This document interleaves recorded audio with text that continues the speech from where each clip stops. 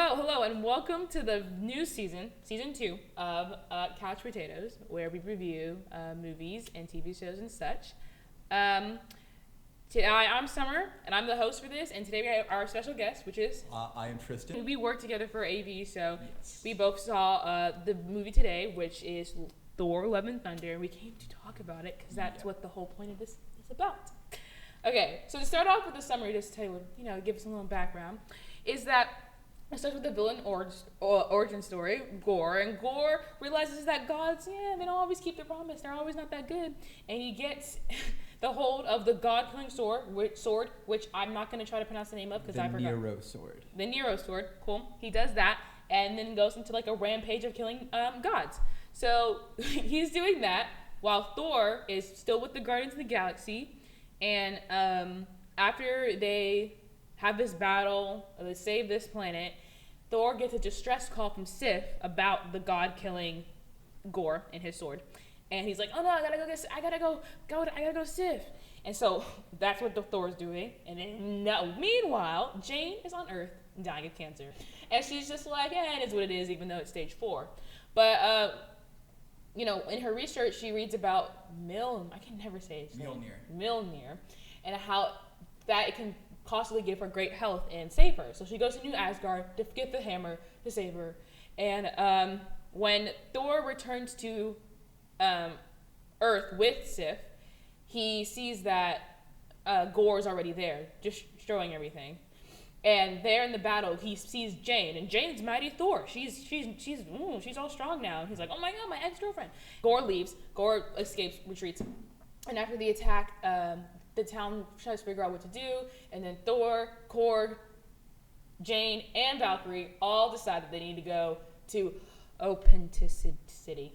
Yeah, so they go to that city because it is filled with the most powerful gods who they're assuming is going to help them with Gore, because Gore kills gods, and so we'll get other gods to help us. But as it turns out, they go to Zeus, who is sort of like the king of the city, and Zeus is very arrogant, and he doesn't really care all that much. And so what ends up happening is Thor ends up killing off Zeus, and he ends up getting the Thunderbolt, which is a very powerful weapon that Thor hopes will help kill Gore. And so right after this, they realize that Gore is in the Shadow Realm with the kidnapped children. So they all go to the Shadow Realm, but it turns out it's a trap. And Gore is more powerful in the Shadow Realm, so a fight scene occurs where Gore is very close to killing Thor, and he ends up destroying Stormbreaker. But no, he doesn't destroy it, he takes Stormbreaker. Oh, sorry, he takes Stormbreaker. Yeah. And so that happens, and the crew is able to very narrowly escape back to Earth. Now, in this process, Thor realizes that Jane wielding Mjolnir is actually making her cancer worse. So Thor insists that Jane stays in the hospital where she can get some rest. And he then uses Mjolnir to take the Bifrost over to where Gore actually is keeping the children. And so Thor goes to this place, and he, with the help of the children, uses the power of Thor to sort of try to hinder Gore. But Gore ends up getting to eternity, which is his goal the entire time, before they can stop him. And so also Jane decides to come and help Thor. And so they end up all going to eternity, and Gore is able to make his wish. And his final wish was to bring back his daughter, right?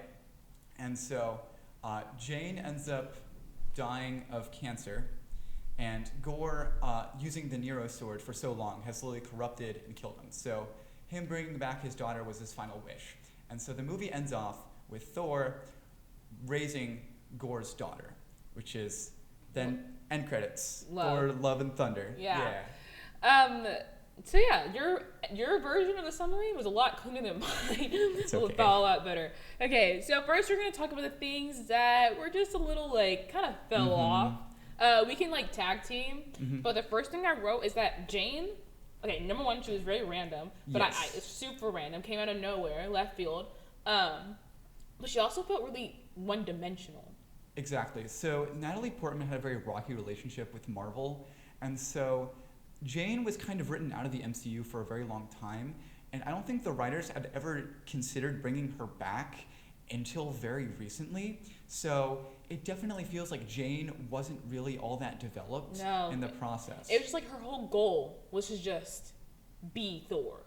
Like she was dying, so like I get it. Sometimes, not sometimes, like sometimes when death's on the edge, like you just want to make the most of it to like the very end. But it just felt like it was just too driven. It wasn't like any other death besides the fact that she's dying and she needs to, be better than we'll try to do something greater than what she did previously. And it almost felt out of character for Yeah. Yeah. No, I agree. It felt different from how they set her up in Thor and the Dark World. It gave her like this new sense of like heroism, which she didn't have previously to it. No, it was just science. So my big problem was the opening scene.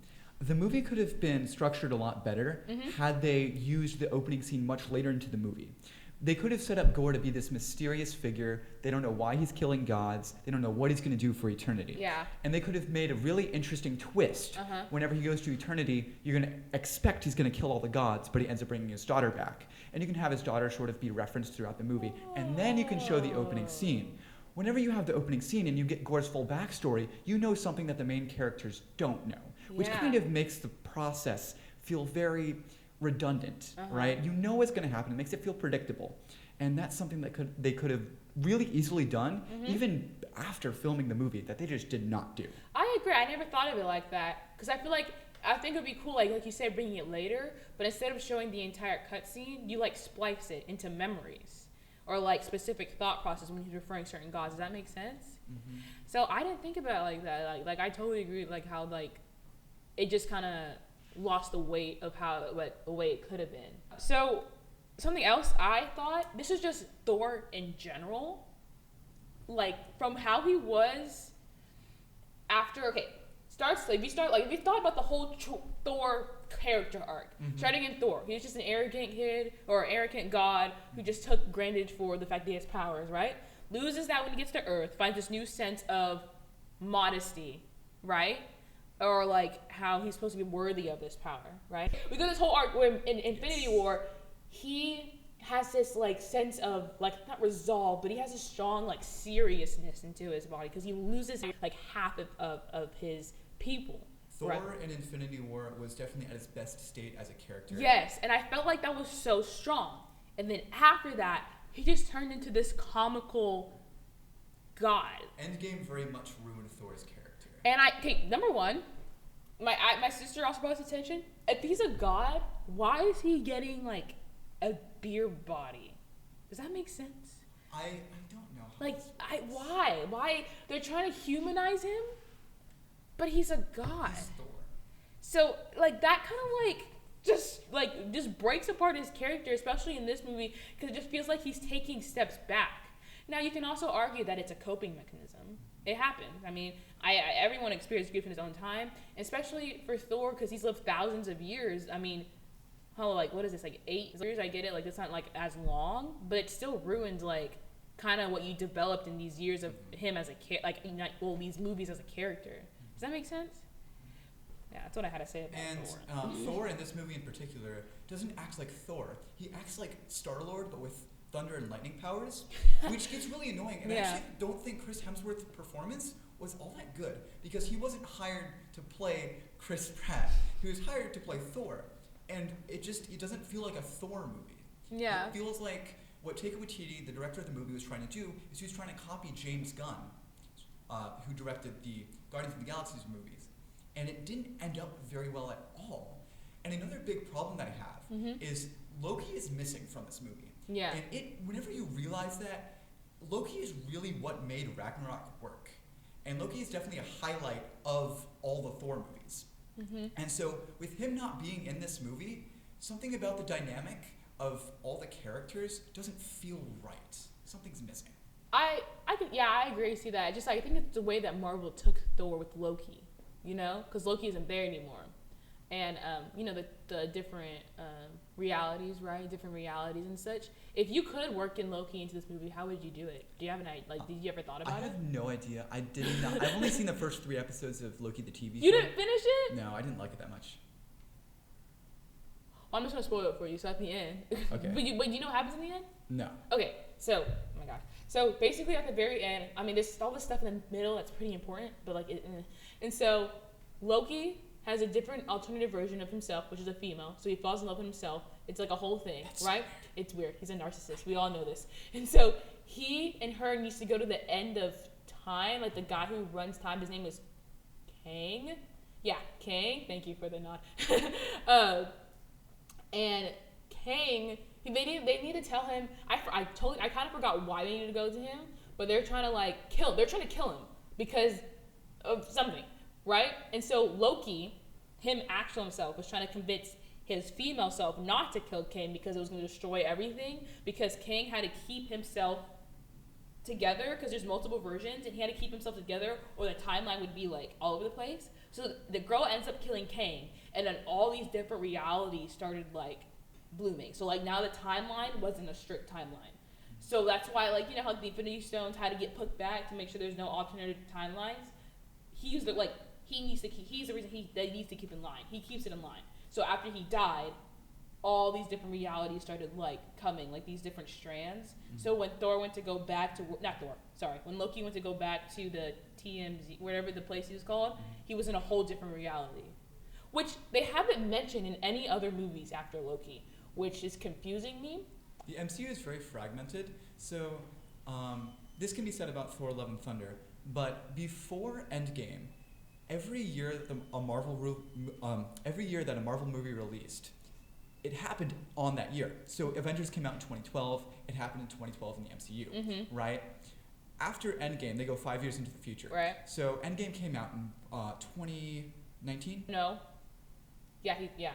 Okay. So now in 2019, we have the MCU set 5 years in the future, which is now at 2024, right? And these movies keep coming out year after year. So it's very unclear what year Thor: Love and Thunder takes place, and if the timeline for all the Phase 4 movies is very complicated, and it feels very strange. Because it's like, you see, so in Thor: Love and Thunder, you get kind of like a cameo from Darcy, is her name? Mm-hmm. Jane's friend. And she doesn't reference anything about WandaVision, even though she was in the show. And so it's like very unclear, like, did that happen before or after? Like, and it's just very fragmented, and it sort of takes me out of it. I can see it. I agree. It's like all over the place. It's hard to follow than how it usually is. Can I say one more thing? Sure. Okay. So this movie brought the Guardians, and they didn't use them at all. Like, the Guardians were in the movie for the first 20 minutes, and then they left and you never saw them again. Mm-hmm. And it felt very strange why they decided to do that and they didn't set up Guardians 3 in the slightest, which is something that they could have done.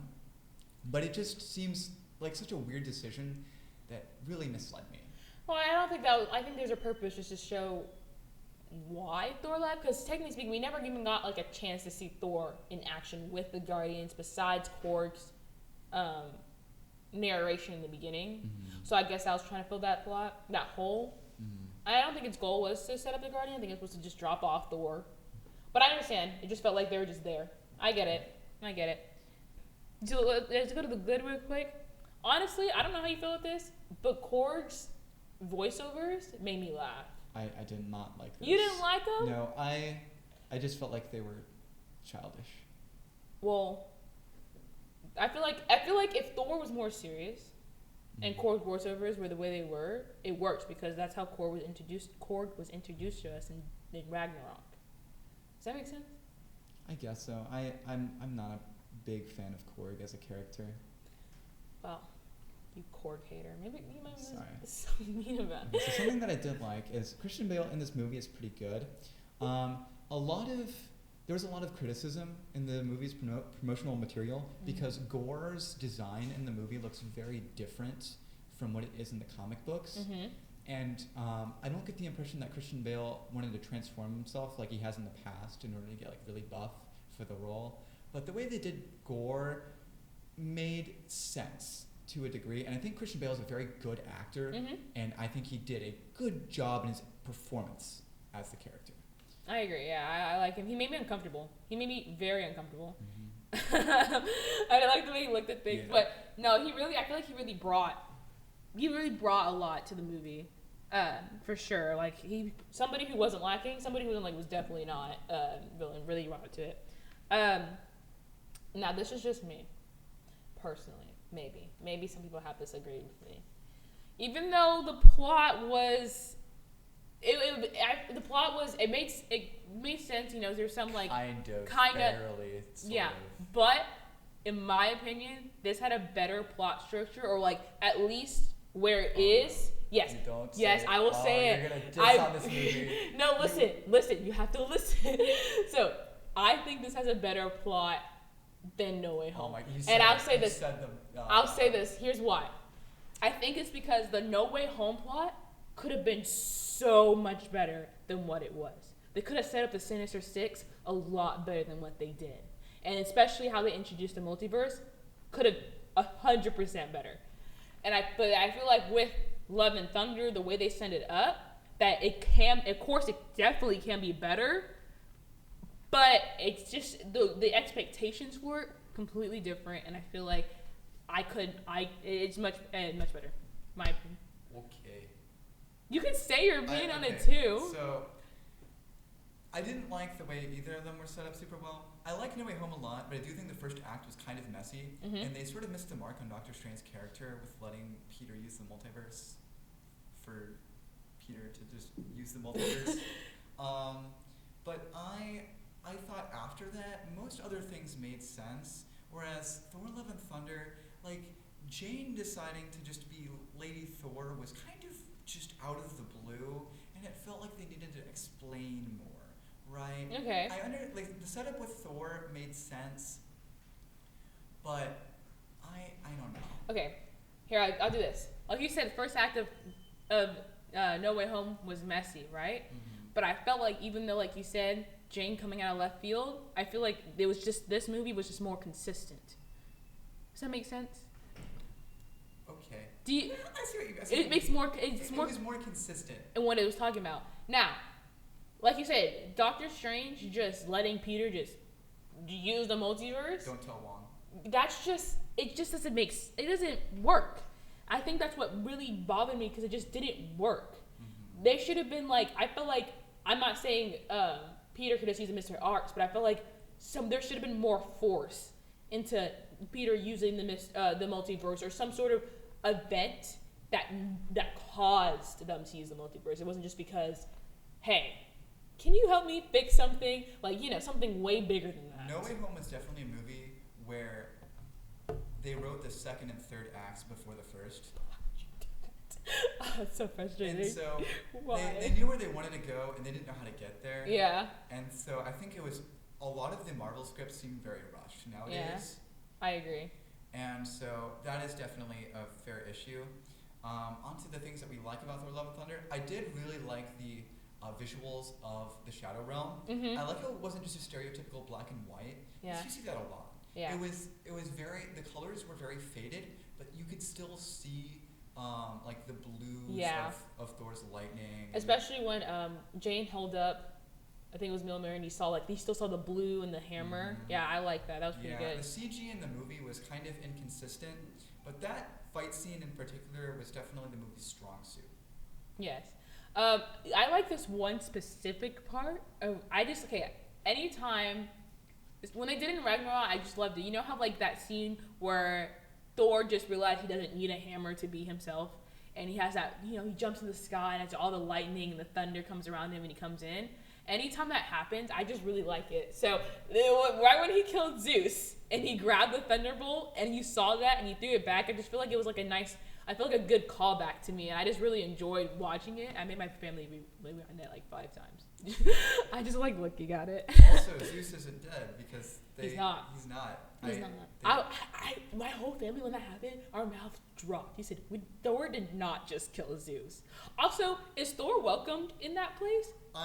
I'm surprised they didn't have like more issues with sort of like the God Police sort of killing their leader. Yeah, they all were just like, oh, Zeus is dead. No. Did they not like him either? I'm confused. That's a hole there, I'll admit. But yeah, I really enjoyed that part. Do you have anything else you really particularly? A couple other things I'd like to say is they cut a lot of Christian Bale's scenes as gore of him slaying gods, being the god killer. So this is more towards like the weaker end. This is towards the weaker ends. Yeah.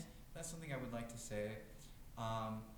The original runtime for the movie was a lot longer, and Taika Waititi had to cut something, and that's something that he cut in particular that I didn't favor. Mm-hmm. There's a lot of subplots going on, and I think that Valkyrie and Korg's inclusion in the movie, they were in it for much longer than they should have been, Yeah. in my opinion, and they should have focused on Gore a little bit more, building up his presence, making him a little bit more mysterious, more menacing.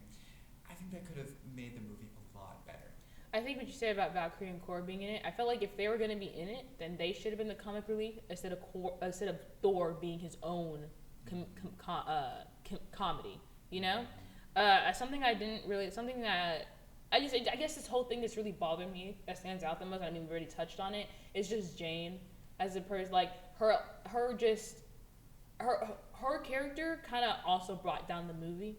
Because of just like I know we keep talking about it, but it's just the part that just really hurts the movie. I feel like, besides certain like CGI things and like how it was kind of like shot, it's just like it kind of just brought it down a little bit.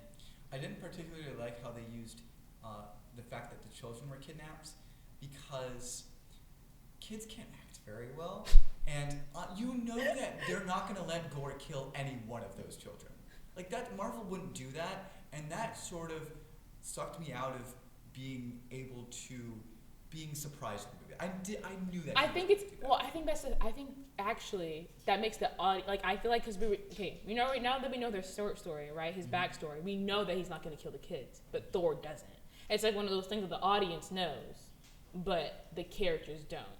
But I guess you can talk about like the threat level. So like you said, if they were to work in his backstory in later, then that kind of suspense, that kind of like fear, probably would have been instilled in the audience more than it would be in the characters, because we didn't feel that. Okay, so in general, after this whole long talk, we're gonna rate things on rewatchability, because I mean, there's some movies I can watch over and over and over again. The Dark Knight. And there's some movies that it's a one and done, never gonna see it ever again. The Emotion Movie. Oh my God! Didn't even finish that movie. So, Tristan, in your how many times do you think you can rewatch Thor: Love and Thunder? Once. One more time. One more and I'm done. I think for me, I can watch it like one more time and a half. Does that make sense? Half? Yeah. So it's like halfway. yeah. Just gonna stop? Yeah, I do that sometimes because like what happens is like I watch the movie again, right? And then like months later, I'm like, wow, I want to watch a movie. Love and Thunder, and I start watching it, and then I remember it's bad. Yeah, so that I just stop. So I think you could do like a watch and a half. A watch and a half. Yeah. Ooh, okay. That's a good answer. All right, so that's our take on Thor: Love and Thunder. Thank you for listening. Yeah, thanks for listening. Be on the lookout for the next one. Thanks for listening. See ya.